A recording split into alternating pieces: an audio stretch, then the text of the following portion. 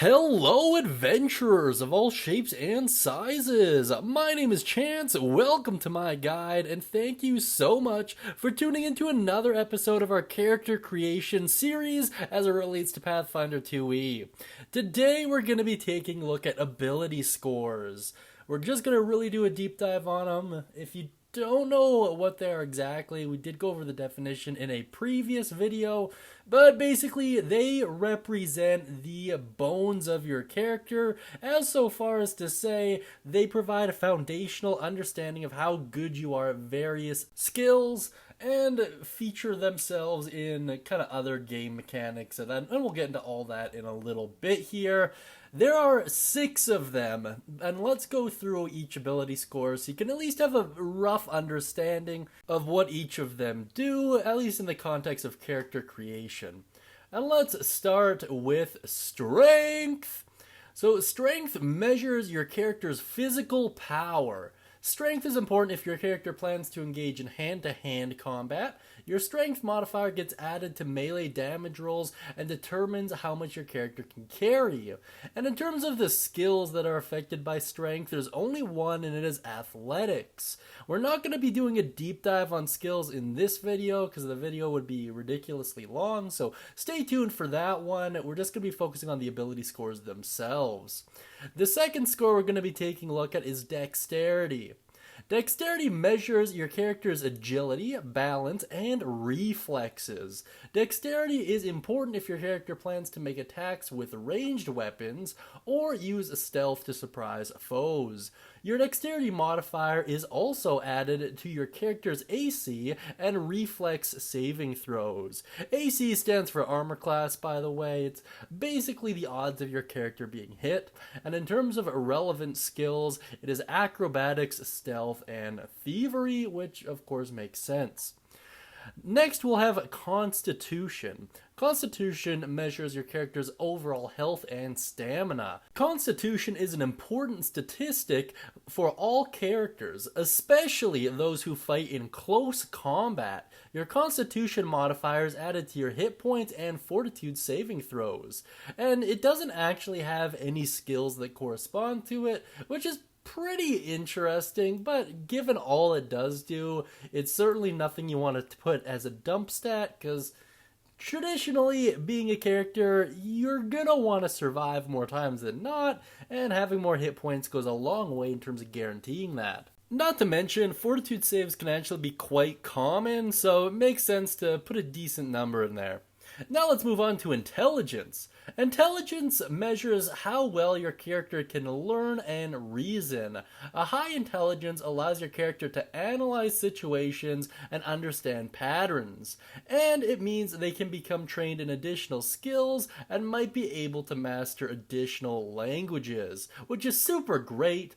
In terms of relevant skills, you're looking at Arcana, Crafting, Lore, Occultism, and Society.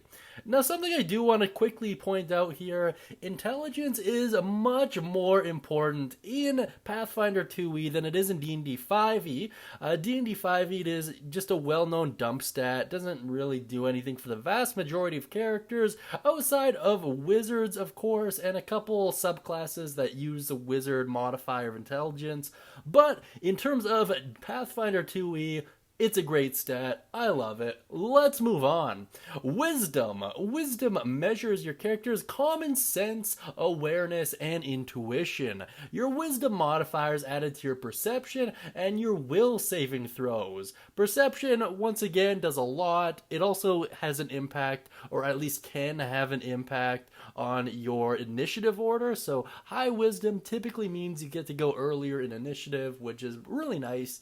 And in terms of relevant skills, you're looking at medicine, nature, religion, and survival, which all kind of go in line with awareness and intuition.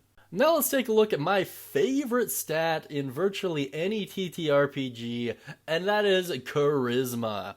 Charisma measures your character's personal magnetism and strength of personality. A high charisma score helps you influence the thoughts and moods of others.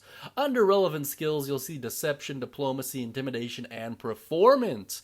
If you are a person who does a lot of roleplay and who typically wants things to go their way, Charisma is the best way of achieving those results. I love it. It's really good. And that is actually going to be the last of the 6 ability scores we're going to cover. Now let's get into how they actually pertain to your character as you're playing it. So let's just do a quick overview here. So in Pathfinder 2e, they actually did it a little bit different in terms of every character starts out with a 10 in all of their ability scores. You have 10 charisma, 10 wisdom, 10 intelligence, constitution, etc., etc. And then, based on the decisions you make in terms of your ancestry, background, and class, you get boosts and flaws. So, an ability boost normally increases an ability score's value by 2. However, if the ability score to which you are applying a boost is already 18 or higher, its value increases only by 1. At first level, a character can never have an ability score that is higher than 18. When you gain multiple ability boosts at the same time, you must apply each one to a different score. Now, this is especially important because there are free boosts that you can apply to any of your scores. What this essentially means is you can't double down on one. Make sense? Perfect. Now, there's also flaws. If your character has an ability flaw, you decrease that ability score by 2. You can also elect to take 2 additional ability flaws when applying the ability boosts and ability flaws from your ancestry. If you do, you can also apply 1 additional free ability boost. So basically, you take on 2 flaws, you gain a free boost. Something worth noting is your ancestry provides a decent chunk of your boosts and flaws, and because you can't double down, it means you can't create some super min-max monstrosity. That being said, I do think that there are a couple builds that could really benefit from that, especially if you're planning on multi-classing a little bit later on. But in terms of this video, you just really need to know that everyone starts at 10, boosts increase that number by 2. You can't double down on boosts, at least not from the same source, essentially, and we'll get into that a little bit more later on. And if you're level 1, you can never increase it past 18. If you do increase it past 18 at later levels, instead of a boost doing 2, they only increase it by 1.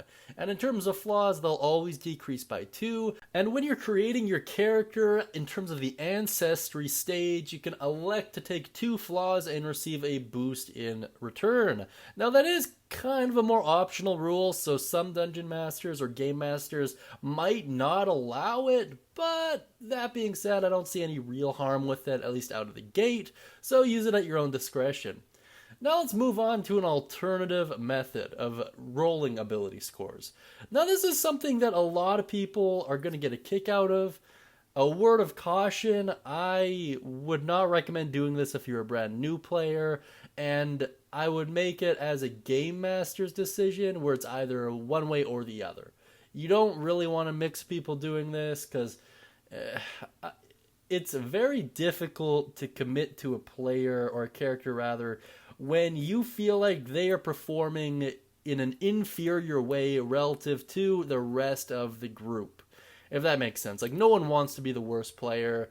So if you're going to roll ability scores, just be aware that there's going to be at least one person who's likely to feel that way. And if one person rolls incredibly well, then odds are it might actually be more than one person who feels that way. But this is how you do it. So step 1, roll 4 6-sided dice, or 4d6, and discard the lowest die result. Add the 3 remaining results together and record the sum. Repeat the process until you generate 6 such values, and then you kind of get to decide which one goes where. And then step 2 is to apply your boosts and everything else from your ancestry. But your character gets 1 fewer free ability boosts than normal. Ability boosts cannot raise a score above 18, which of course makes sense. So, to break it down, roll 4d6, remove the lowest result, repeat 6 times, and then apply those to whatever stats you'd like. And then, step 2, apply the boosts and flaws from your ancestry, but you gain 1, or you actually lose a boost, so you kind of gain a flaw? I don't know, you lose a boost. And then you can't raise it past 18 regardless of what level you are. So, pretty cool. And as cool as ability scores are, they really don't matter too much in of themselves. What does matter though is your ability modifiers. So moving on here, so you can see that the higher your ability score is, the higher your modifier is. So if you have a, I don't know, let's go with a 16 in your intelligence would have a modifier of +3. Typically, you're going to want to aim for even numbers if at all possible to gain kind of the most bang for your buck. But since this game doesn't really do point buy, and since you start out by 10 and add or subtract 2, you're pretty much always guaranteed with an even number, unless you start splitting, of course. Now let's take a quick look at where this stuff is actually located on the character sheet. So you'll see it's in the top left hand corner right there. Pretty easy to spot, and then you'll take those modifiers and kind of transfer them to various points on the sheet based on what they're being used for. For example, you'll put your strength modifier in with your melee weapon damage, and alongside athletics in the skills column. So it all really does make sense. We might do a full walkthrough on the character sheet in a later video, just because I know a lot of people online don't really like the default character sheet. There's a lot of wasted space in my opinion, but whatever. That being said, that's gonna about wrap it up for this video. Comment down beneath, what's your favorite ability score? Do you prefer rolling, or do you prefer the way they recommend doing it with the 10 and then the boost and everything else? And do you think that taking additional flaws are worth the boost? I don't know. Let me know what you think down beneath in the comments section. That being said, thank you so much for tuning in, guys. I really do appreciate it. I hope you all have a great day, and as always, happy adventuring.